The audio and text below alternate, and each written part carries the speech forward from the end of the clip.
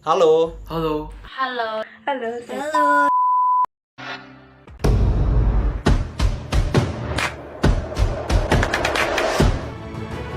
Saya Cahya Priya. Saya Muhammad Sultan Syafendi. Saya Ersy Yuliana. Saya Indarti. Saya Maya Hikmatul Fauzia.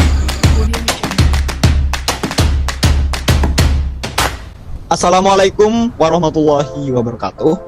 Kami dari kelompok 11 akan mempresentasikan hasil PowerPoint kami mata kuliah penyakit bakterial dan mikal ikan yang berjudul Isolasi Bakteri Bacillus pada ikan. Sebelum itu, kami akan memperkenalkan anggota kelompok kami. Saya sendiri, Cahya Priya Ardiansyah sebagai moderator. Yang kedua, Muhammad Sultan Syah Effendi sebagai video editor. Yang ketiga, Mayang Hikmatul Fauzia sebagai presentator. Yang keempat, Indarti sebagai storyboard. Dan yang kelima, Ersy Yuliana sebagai presentator. Selanjutnya, saya akan serahkan kepada presentator dari kelompok 11 untuk menyampaikan materinya. Pendahuluan. A. Latar belakang. Ikan merupakan salah satu yang paling banyak dikonsumsi masyarakat karena memiliki harga yang relatif ekonomis. Kandungan protein pada daging ikan cukup tinggi sekitar 18,5%. Pada ikan juga terdapat beberapa bakteri. Selain bakteri yang menguntungkan, ada pula yang merugikan. Untuk mengidentifikasi bakteri tersebut, dilakukan isolasi bakteri. Bakteri pada ikan dapat dijumpai pada permukaan tubuh eksternal dan saluran pencernaan. Sebagian bakteri bersifat patogen, sedangkan sejumlah bakteri lainnya menguntungkan bagi ikan karena membantu pencernaan, mensintesa vitamin-vitamin, serta mendekomposisi materi organik di perairan. Hal ini diduga karena adanya peran bakteri probiotik. Prinsip dasar kerja probiotik adalah dengan memanfaatkan kemampuan mikroba untuk mempermudah penyerapan oleh saluran pencernaan ikan. Bacillus sp merupakan salah satu jenis bakteri probiotik yang diyakini mampu untuk meningkatkan daya cerna ikan. Adapun maksud dan tujuan dari praktikum ini yaitu untuk mengetahui teknik isolasi bakteri Bacillus pada ikan serta morfologisnya. Dan manfaat dari praktikum ini yaitu dapat mengetahui teknik isolasi bakteri probiotik terutama Bacillus pada ikan. Tinjauan pustaka. Isolasi bakteri. Isolasi mikroba merupakan suatu pemisahan mikroba satu dengan yang lain yang berasal dari campuran berbagai jenis mikroba. Cara mengisolasi mikroba dilakukan dengan cara menumbuhkan dalam medium padat sel-sel mikroba yang akan membentuk suatu koloni yang akan tetap pada tempatnya. Berbagai sel mikroba yang tertangkap pada medium padat pada beberapa tempat yang terpisah. Maka sel atau kumpulan sel mikroba yang hidup akan berkembang menjadi satu jenis koloni yang terpisah. Tahapan isolasi meliputi mendapatkan, memurnikan, identifikasi, dan kemudian produksi. Bakteri probiotik. Probiotik adalah suatu mikroorganisme hidup yang mempunyai peranan menguntungkan dan mampu bertahan hidup dalam saluran pencernaan. Probiotik bermanfaat dalam membantu proses pencernaan makanan.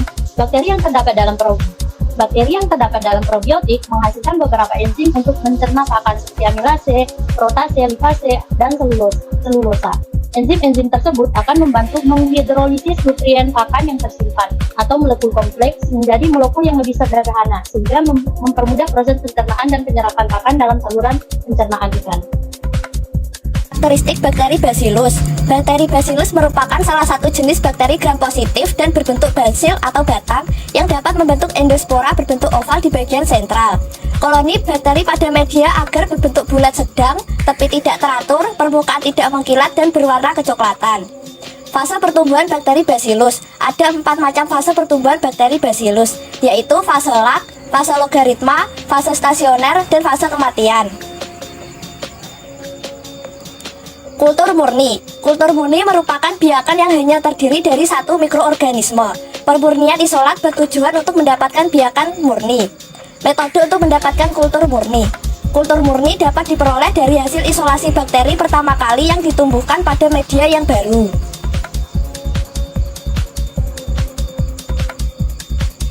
Kelebihan dan kekurangan metode isolasi bakteri. Metode isolasi pada bakteri dapat dibedakan menjadi 3, yaitu metode strike, metode spread, dan metode pour. Strike plate umumnya digunakan untuk mengisolasi koloni mikroba pada cawan agar sehingga didapatkan koloni terpisah dan merupakan biakan murni.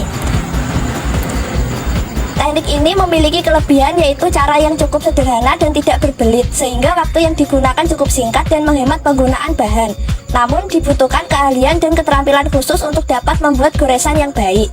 Spread plate adalah teknik menanam dengan menyebarkan suspensi bakteri di permukaan agar diperoleh kultur murni.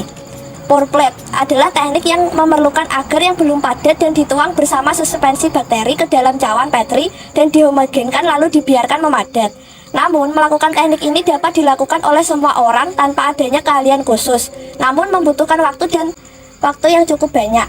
Selanjutnya ada metodologi. Untuk alatnya, yang pertama ada tetrisis, kemudian pemanas Bunsen, Ocelot, inkubator, laminar flow, Erlenmeyer, Tijol, penggaris, mikropipet, batang Siligalski, water bed. Untuk bahannya yaitu ada medium agar, suspensi bakteri, dan aquasia steril. Untuk prosedur kerjanya, yang pertama ada strict plate method, yang kedua ada split plate method, yang ketiga ada pour plate method, dan yang keempat ada uji fisiologis. Berikut merupakan hasil pengamatan dari isolasi bakteri Bacillus sp.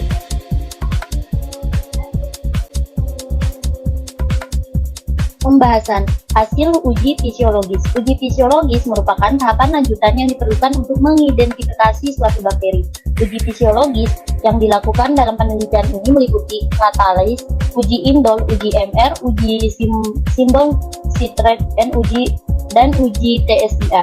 Genus Bacillus menunjukkan katalis yang positif. Hasil uji indol menunjukkan bahwa isolasi bakteri Bacillus sp memberikan nilai negatif yang berarti isolasi bakteri tersebut tidak dapat membentuk indol. Hasil uji MR ini menunjukkan bahwa isolat bakteri Bacillus sp tidak dapat mengoksidasi glukosa yang berarti menunjukkan hasil negatif. Pada uji simbol citrat, isolat bakteri Bacillus sp menunjukkan hasil yang negatif.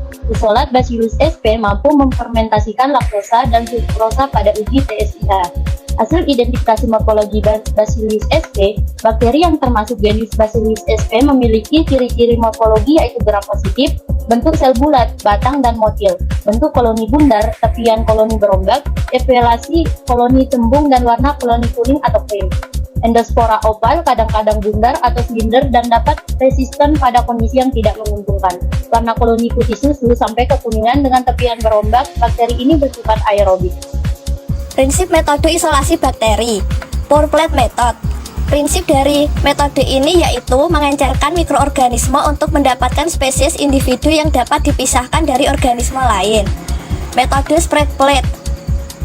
Prinsip dari metode ini yaitu menumbuhkan mikroorganisme dari suatu larutan ke permukaan padat dengan menggunakan batang Drygalski.